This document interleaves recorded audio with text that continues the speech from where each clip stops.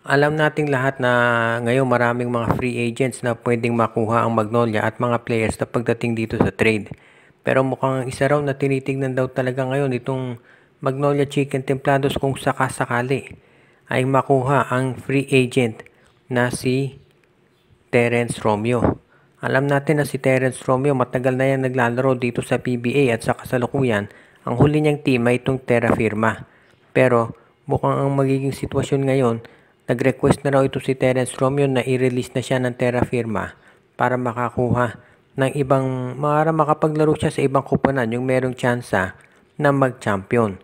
At least makapasok dito sa playoffs at mukhang ang napili niya na itong Magnolia Chicken Templados.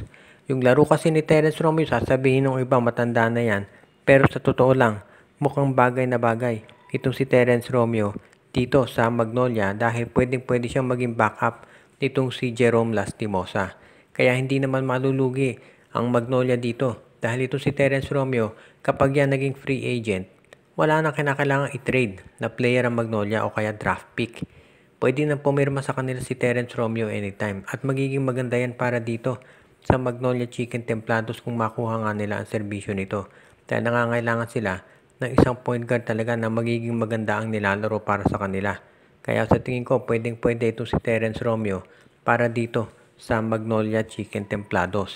Kaya nga sa ngayon, iyan talaga ang magiging sabihin nating magandang sitwasyon ng Magnolia at ni Chito Victolero kung makuha nila ito. Dahil hindi naman dito si Romeo katulad ng ibang mga free agents na palaos na. Dahil meron pa namang skill set talaga to si Romeo na magagamit at pwedeng maidagdag yan dito sa Magnolia Chicken Templados para palakasin pa itong kanilang roster sa ngayon. At ang susunod naman nating maibabalita, mukhang ayon dito sa mga lumalabas na reports, ito raw San Miguel Beer ay naghahanap ng isang power forward dahil na-injure itong si Dre Cahilig. Kung hindi ninyo napanood yung laban ng San Miguel at Ginebra, yung game 4 nila kung saan nanalo SMB, nagkaroon ng hyperextended knee itong si Andreas Cahilig at yan ang dahilan kung ba't hindi na siya nakapaglaro o bumalik doon sa game mismo. Siyempre malaking dagok yan para dito sa San Miguel dahil kinakailangan talaga nila ng mga big men ngayon para mapag-match up dito sa sabihin na natin itong lineup ng Barangay Ginebra at ng iba pang mga koponan. So hahanap ang San Miguel ng pampalit kay Cahilig. So ang mga options ngayon ng San Miguel, number 1 si Jason Perkins.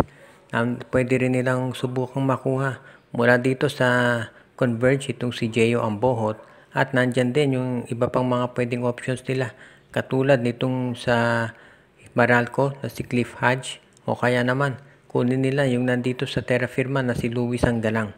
So maraming mga pwedeng kuning power forwards itong San Miguel para maayos yung kanilang rotation lalo na at na-injure nga itong si Andreas Cahilig. Kapag yan nagawa ng San Miguel, magiging mas maganda chance nila kontra dito sa Barangay Ginebra na alam naman natin, isa rin dito sa mga pinakamalakas na teams ngayon sa PBA. At hindi lang yan, kung makakuha sila ng isa pang power forward, malaki maitulong yan para di sa mga future campaigns nitong SMB.